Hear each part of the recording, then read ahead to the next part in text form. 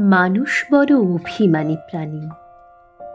সে চায় তার মন খারাপ হলে প্রিয় মানুষটাকে না বললেও সে বুঝে ফেলুক। ফোন করে খানিক ম্লান গলায় হ্যালো বলতেই ওপারের মানুষটা বলুক, তোমার মন খারাপ?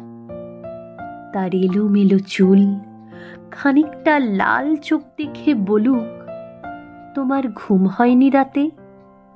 দুঃস্বপ্ন দেখেছ? টেনশন করছো কিছু নিয়ে?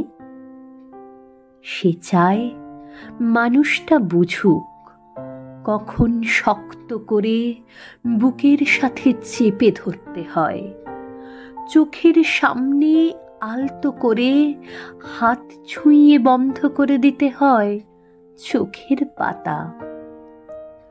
সে চায় মানুষটা বুঝুক কখন হাতের উপর হাত রাখতে হয়, ফিসফিসিয়ে বলতে হয়, আমি তো আছি, তবে মন খারাপ কেন? সে চায় মাঝরাত্রিতে সে টের পাক পাশের মানুষটা তার মাথার নিচে সরে যাওয়া বালিশটা ঠিক করে দিচ্ছে। শেষ রাতে যখন খানিকটা হিম নামে তখন জড়িয়ে দিচ্ছে ঘুম চাদরে। সে চায় তার জন্যেও কেউ মাঝরাত্রিতে বাড়ি ফেরার অপেক্ষায় থাকুক, মনে রাখুক তার জন্মদিনের কথা, প্রথম দিনের কথা, স্পর্শ অনুভূতির কথা।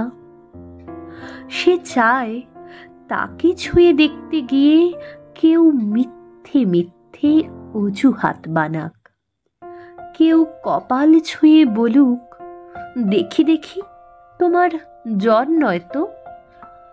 অভিমানে দূরে সরে যেতে চাইতেই কেউ বলুক, খানিক ভুল করেছি বলেই দূরে সরে যেতে হবে, তবে এই যে এত ভালোবাসি তাতে আরো কাছে আসা যায় না? আরো আরো কাছে, অনেক অনেক কাছে। মানুষ বড় অভিমানী প্রাণী। তারা দুজনই কেবল ভাবে এসবই ওই মানুষটা করুক, ওই অন্য মানুষটা, কিন্তু শেষমেশ করা হয় না কারোরই। তাই কাছে আসার রঙিন দিনেরা ক্রমাগত দূরে যাওয়ার ধূসর বিবর্ণ গল্প হয়। মানুষ বড্ড অভিমানী প্রাণী।